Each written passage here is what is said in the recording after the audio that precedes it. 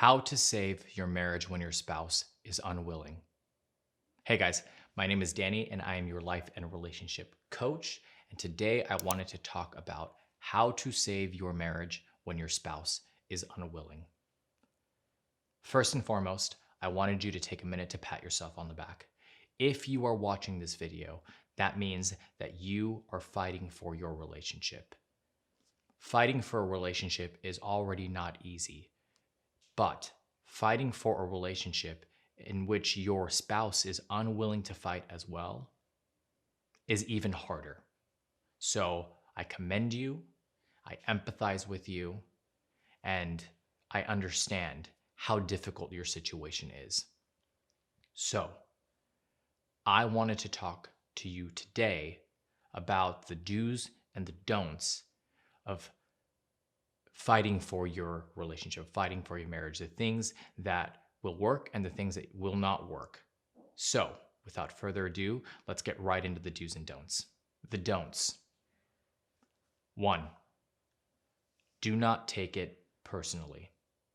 As hard as this may be, as hard as it seems, and in the situation that you're in, I'm asking you to not take it personally. If you take it personally, what will end up happening is that you will start to harbor emotions, resentments, and eventually what will happen is that will come out in arguments and fights, and that is the last thing that you want to do currently in your situation. If your spouse is unwilling to fight for the relationship, the last thing that you want to do at this point is do anything that might tip them over the edge. And taking it personally is one of those things. 2, picking fights. Do not pick fights. Again, as difficult as this may be, as frustrated as you may be, the last thing that you want to do is pick a fight with your spouse, with your partner. They are in a phase of disconnection. Maybe it's possible that they felt that they did everything that they could in the past and they tried to reconnect and fix the relationship and gave up. So now it's turned to you and now you're the person who is fighting for the relationship. So in order to do that, you do not want to pick a fight. Do not push your partner's buttons. Don't press their triggers. And if you don't know what your partner's triggers are, figure them out. Learn what those are. It can be, your partner doesn't like it when you leave dishes on the counter, or when you leave the toilet seat open, or when you leave your underwear on the ground after a shower. Just anything that may cause you two to get into an argument you want to avoid at all costs. 3, blaming your spouse.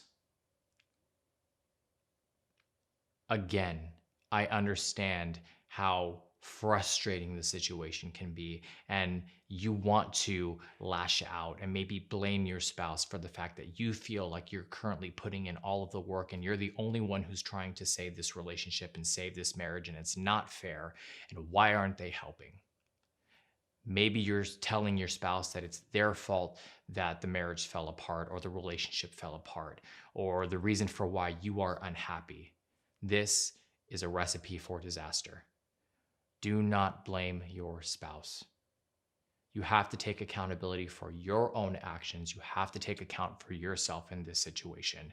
And if you do not want to have arguments or to make the situation worse, make sure you are not blaming your spouse. And in the process of blaming your spouse, a lot of the times what happens is we try to fix our spouse. We try to be the person to mend them. They don't need to be fixed and they don't need to be mended. And if they do, that is more of a personal journey than your own responsibility. You are not responsible for your partner's happiness. Your partner is responsible for their own happiness. The do's. 1, be patient. Patience is key. This is not going to be something that changes overnight or within a week. This is not going to be an easy battle. This is a marathon, not a sprint. So you have to be patient. You will be the one exuding a majority of the energy in the beginning until hopefully your partner starts to come around because they see the changes that you are making and the conscious decisions that you are making to make the relationship better. But that is going to take time. So you have to be patient with yourself and patient with your partner.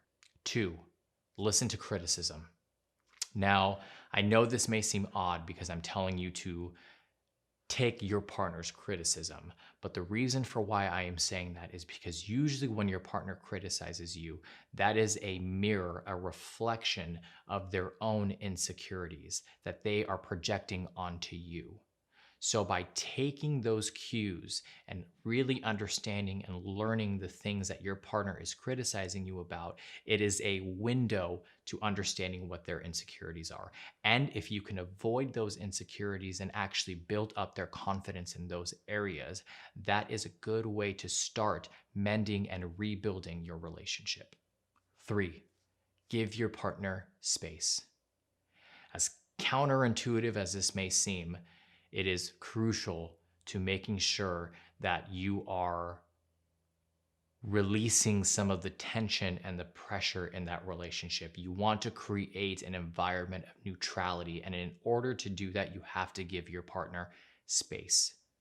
Space is not a bad thing. Space gives you time to reflect and to reevaluate your situation. Same with your partner. It allows you to go internally and gain a little bit more insight as to your situation and maybe change the dynamic or the perception of the relationship itself. So give your partner space. The last thing that you want to do right now is to suffocate your partner. So just to recap, the don'ts. Don't take it personally, don't pick fights, and don't blame your spouse. The do's: be patient, listen to criticism, and give your partner space.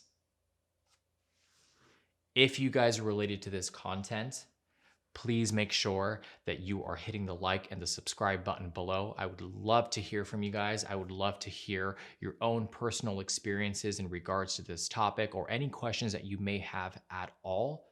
Again, please make sure you comment down below. If you have any more questions or if you want to go a little bit further or dig a little bit deeper, please make sure you visit us on our website at happilycommitted.com, where we have a multitude of different articles and blogs related to this subject and multiple other subjects.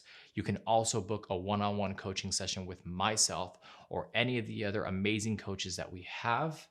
Again, my name is Danny. I'm your life and relationship coach. I hope you guys are staying happy and healthy, and I hope to see you guys soon.